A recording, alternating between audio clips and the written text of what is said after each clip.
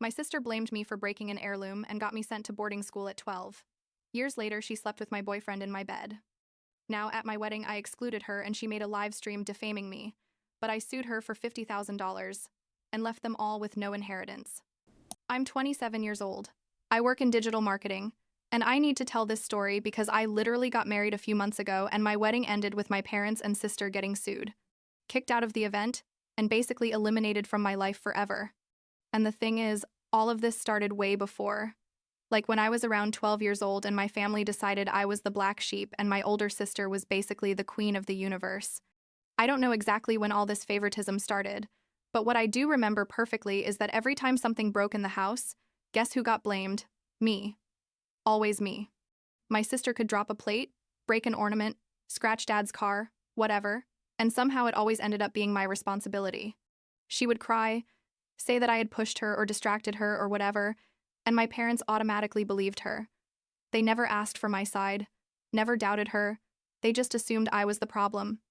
My mom is one of those people obsessed with diets and appearance, a textbook almond mom, always commenting on what you ate, how many calories everything had, measuring portions like she was preparing scientific experiments. My dad only cared about money. His business, his profits. Basically, if you weren't generating income, you didn't exist to him. And my sister learned quickly how to manipulate both of them. She was the perfect daughter, or at least she appeared to be. And I was the one who always caused problems according to them. But the truth is, I was just a normal kid making normal mistakes, while my sister was a narcissist in training who knew exactly how to get away with everything. The only person in my family who made me feel loved was my grandma, my mom's mom. She was sweet, real, didn't care about all that superficial diet and money stuff. When I was with her, I felt like a normal person, not like the family scapegoat.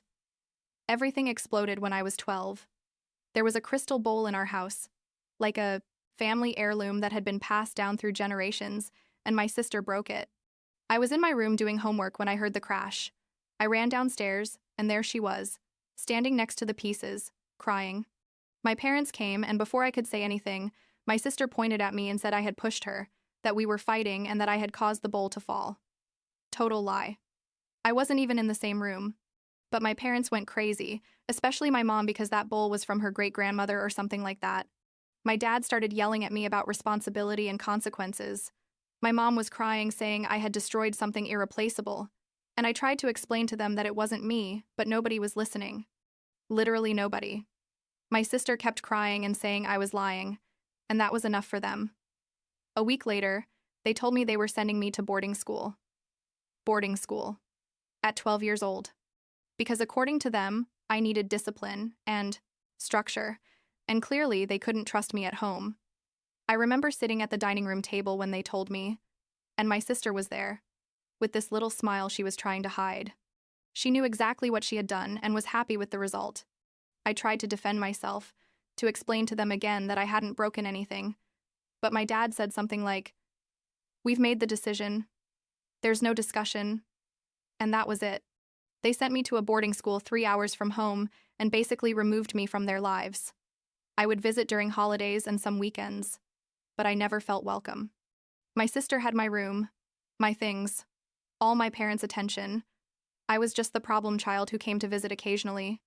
I spent the next few years at that boarding school. I'm not gonna lie, it was hard at first, but eventually I made friends and found my own space.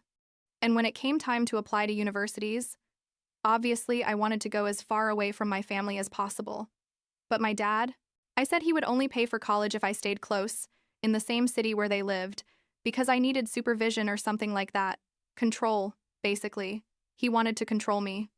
So I ended up at a local university, and, to make things worse, my parents decided I would live with my sister instead of in the campus dorms. She had an apartment that my parents paid for, obviously, and they thought it would be perfect for us to live together. Perfect for them, maybe. For me, it was a nightmare. My sister was like 23 at the time, and I was 18, and she made sure to make my life miserable. She treated me like her personal servant, expected me to clean everything, to cook, to basically exist to serve her. If I went out with friends, she would text me, demanding I come back to do something for her. If she had a guy over, I had to stay in my room without making noise. It was ridiculous. But the absolutely worst thing happened on my prom night. I had met a guy at college, my first real boyfriend, and things were going well. We went to prom together and had an amazing time. And after the dance, we went back to the apartment because I thought my sister would be out. Massive mistake. I opened my bedroom door and there they were. My sister and my boyfriend.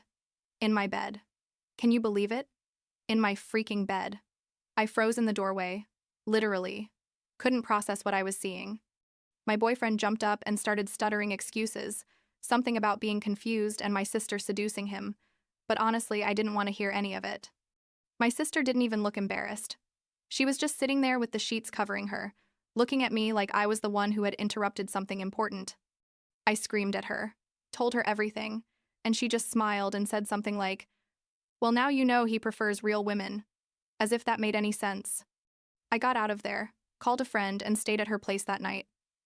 The next day, I went back when I knew my sister would be out, packed all my stuff, and left.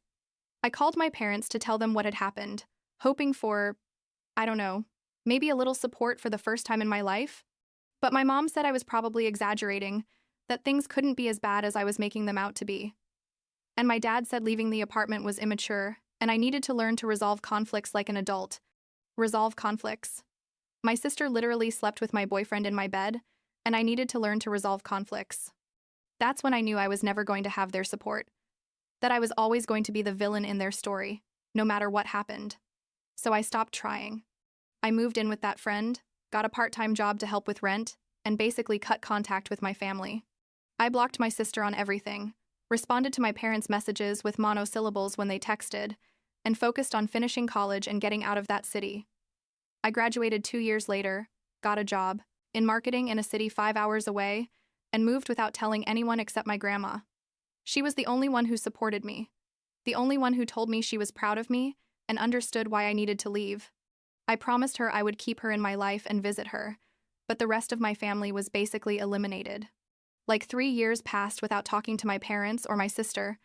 3 years of peace, honestly, where I built my own life, made new friends, advanced in my career. I met someone, an amazing guy who works in graphic design, and we fell in love. After 2 years together, he proposed, and obviously I said yes. We started planning the wedding and decided to have it in the city where we live, close to our friends and his family, who, by the way, are wonderful, normal people who treated me like family from day one. When we made the guest list, I intentionally left my sister out. I invited my parents because my fiancé thought I should give them a chance, and I also invited my grandma, but my sister wasn't on the list. The thing is, my mom noticed when she received the invitation and saw it only included their names and my grandma's. She called me hysterical, asking where my sister's invitation was, and I told her very calmly that my sister wasn't invited. She started screaming that this was unacceptable. How could I exclude my own sister from my wedding? That family is family no matter what. I reminded her exactly why my sister wasn't welcome, what she had done with my ex, all the years of abuse and manipulation. But my mom said that was years ago, and I needed to get over it. Get over it.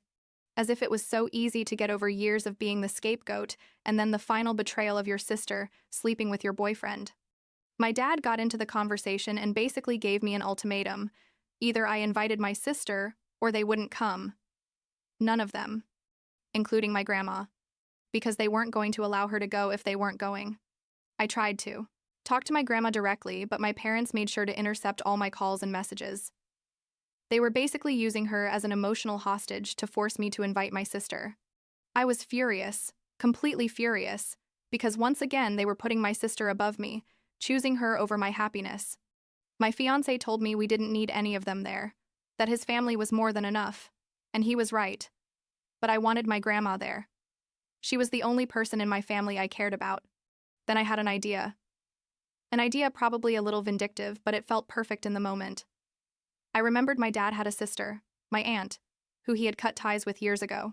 They never told me exactly what had happened, just that she had done something unforgivable and was no longer part of the family. But I remembered that when I was a kid, before all the drama, my aunt was great to me. She would take me for ice cream, buy me books, make me feel special. She disappeared from my life when I was like 8, and I never knew why. I decided to look her up.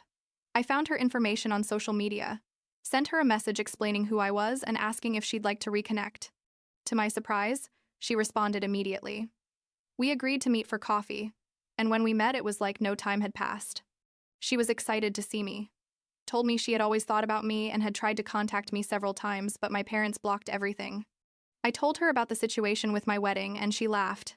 Not in a cruel way, but like, yeah, that sounds exactly like your dad. She asked me if I really wanted to invite her, knowing it would probably cause drama with my parents, and I told her honestly that was kind of the point. If they were going to use my grandma as a hostage, I was going to bring the person they most wanted to keep away. My aunt accepted, said she would love to be there to support me. But before confirming everything, she told me her version of what had happened years ago.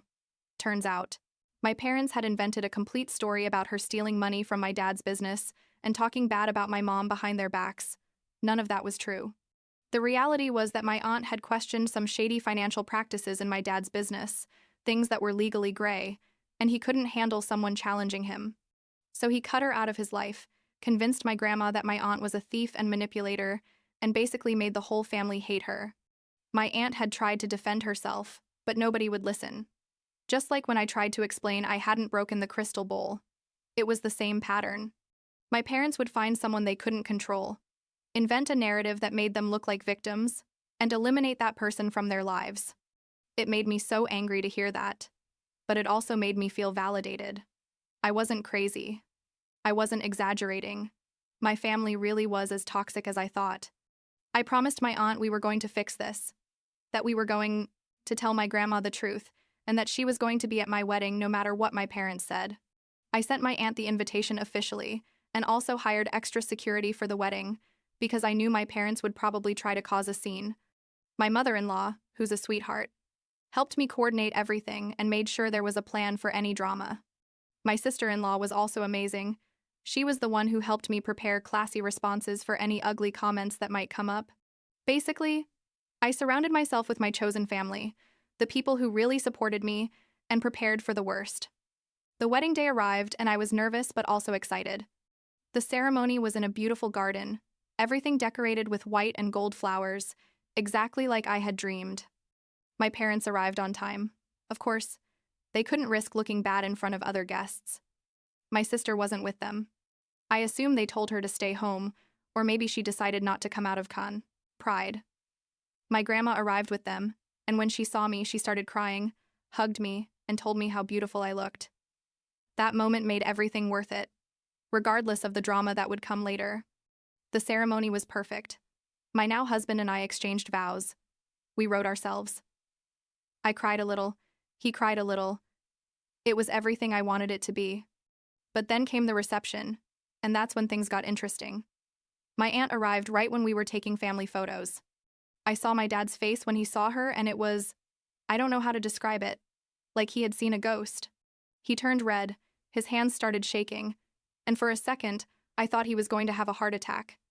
My mom saw her and let out a gasp, like dramatic, as if my aunt was some kind of dangerous criminal. My grandma, who was standing next to them, looked confused. She hadn't seen my aunt in years and clearly didn't understand what was happening. My aunt walked directly toward me, gave me a huge hug, and told me congratulations in the calmest voice in the world. My parents approached immediately, and my dad started with, "What the hell are you doing here? You weren't invited." And I intervened very calmly and said, "Yes, she was invited. It's my wedding and I can invite whoever I want." My mom tried to say something about respecting family, but my mother-in-law appeared out of nowhere and basically interrupted them, saying, "I think you should sit at your tables. The reception is about to start." It was perfect. My parents couldn't cause more of a scene at that moment because there were too many people around and they didn't want to look bad publicly. During dinner, I saw my aunt approach my grandma, and they talked privately. They were sitting at a table off to the side, and I could see my grandma was crying. But it wasn't sad crying. It was more like relief crying. I found out later that my aunt had told her everything, the whole truth about what my parents had done, how they had lied about her for years, how they had pushed her away from the family with false accusations. My grandma was devastated but also grateful to finally know the truth. I felt bad for her, because she realized her own children had manipulated her for years. but I was also glad she finally knew who my parents really were. Things were tense but manageable until it was time for speeches. My father-in-law gave a beautiful speech about love and family. My best friend gave a funny one about how my husband and I met. And then my dad stood up without anyone asking him to. Nobody had invited him to give a speech. He grabbed the microphone and started talking about how he had raised an ungrateful daughter, how it hurt him to see that I had brought to my wedding someone who had betrayed the family, basically trying to make me look bad in front of everyone. My husband immediately stood up and took the microphone away from him, and the security we had hired approached. My dad started yelling that this was unacceptable, that I was a disgrace. Really ugly things. My mom also started yelling, defending him. And that's when I asked security to remove them. They escorted them out while my dad kept yelling insults, and I can honestly say it was one of the most liberating moments of my life. Seeing them being removed from my wedding, while I stayed surrounded by people who truly loved and supported me, was cathartic. My grandma stayed.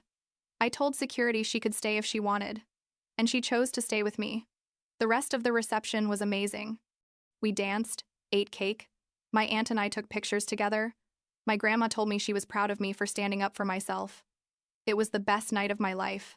No exaggeration. But the story doesn't end there. 2 days later, my sister went live on Instagram. She basically spent like 45 minutes talking about what a horrible person I was, saying I had intentionally excluded my family from my wedding, that I had brought a criminal aunt to cause drama, that I had always been a problem daughter and now I was showing it to the world. She made up stories about things I had supposedly done in the past, called me abusive, said I had treated my grandma badly. All lies. Complete lies. And her followers believed her, started commenting horrible things about me. Some even sent me hate messages directly. I was furious but also scared, because this could affect my job, my reputation, my life. I talked to a lawyer. I showed him the live stream, explained the whole situation, and he told me I had a solid defamation case. The things my sister had said were verifiably false and were causing me real harm. I decided to sue her. I also told my aunt about what had happened, and she decided to sue my parents for everything they had done, for years of manipulation, psychological harassment, damage to her reputation. We both filed our cases and the whole legal process started, which honestly was exhausting, but necessary. The case against my sister was first. We had to go to court, present evidence. My lawyer showed the complete live stream and was able to prove every allegation was false. My sister tried to defend herself, saying she was just expressing her opinion, but the judge didn't buy that excuse. She was found guilty of defamation and was ordered to pay me a significant amount in damages. I think it was like $50,000 or something like that, plus legal fees. She also had to post a public apology on all her social media admitting she had lied. When I saw that apology posted, I felt incredible satisfaction. I'm not gonna lie. Seeing my sister finally facing consequences for her actions after a lifetime of getting away with everything was pure justice. My aunt's case against my parents took longer, but eventually she won it too. The judge determined my parents had engaged in a deliberate campaign of defamation and psychological harassment against my aunt for years, and that they had manipulated other family members to isolate her. They were ordered to pay compensatory damages, and a restraining order was also issued. My parents couldn't approach my aunt or contact her in any way. My grandma was present at the trial and testified in favor of my aunt, admitting my parents had deceived her for years. Seeing my grandma defending my aunt after so long was beautiful. After everything was legally over, my grandma made a huge decision. She changed her will and completely removed my parents. Everything she had left them, the house, the money, the investments, everything was redistributed between my aunt and me. She left them literally nothing. When my parents found out, they tried to contact my grandma, send her letters, call her, but she blocked them on everything. She sent them one final message saying she had tolerated their manipulation for too long and didn't want to hear from them again. It was brutal but necessary. I also got a restraining order against my parents and my sister. After everything that had happened, I didn't want any possibility of them showing up in my life again. Now it's been like 8 months since the wedding. My grandma moved in with my aunt. They basically live together now and have a beautiful relationship. My aunt finally has her mom back in her life, and my grandma has a daughter who treats her with respect and real love. I visit when I can, usually one weekend a month, and those visits are incredible. My husband and I are doing well too, better than well, honestly. This whole experience brought us closer. He saw all the drama and never hesitated to support me. His family has completely embraced me. I spend more time with them than I spent with my own family in years. Sometimes I think about how things would have been if I had invited my sister to the wedding, if I had given in to my parents' demands, if I had kept letting them treat me like the scapegoat. I'd probably be miserable, still accepting crumbs of affection, still hoping that someday they would see me as something more than a problem. But I decided to stand up for myself. I decided to choose my own peace over maintaining a false family harmony, and I don't regret it. My sister is still blocked on everything. I have no idea what she does with her life, and honestly, I don't care. My parents tried to contact me once through a mutual friend, but I ignored the message. The restraining order is still in effect, and I plan to keep it that way indefinitely.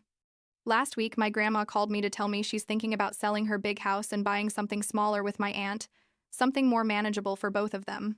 She asked me if I wanted some of the old furniture, including some I remember from when I was a kid. I told her, yes, I would love to have them. She also asked me if I ever missed my parents, if any part of me wanted to fix things with them. I told her the truth, that no. That I miss the idea of having parents who love me unconditionally. But those people were never really my parents. My real parents used me as a scapegoat, chose my sister over me constantly, manipulated and lied to me for years. I don't miss that. And I don't need that in my life now. My grandma said she understood completely and was proud of me for setting boundaries. That meant everything to me.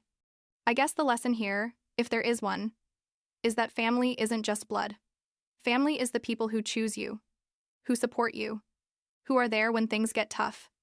My aunt is more family to me than my parents ever were. My mother-in-law treats me better than my own mother. My grandma is finally free from her own children's manipulation and can have honest relationships with the people who truly love her. And I finally have peace. Real peace, not that fake peace that comes from avoiding conflict and accepting mistreatment, but real peace that comes from knowing your worth and not letting anyone treat you as less. So, yeah, my wedding ended with legal drama and cutting contact with my nuclear family, but it also ended with the beginning of something better.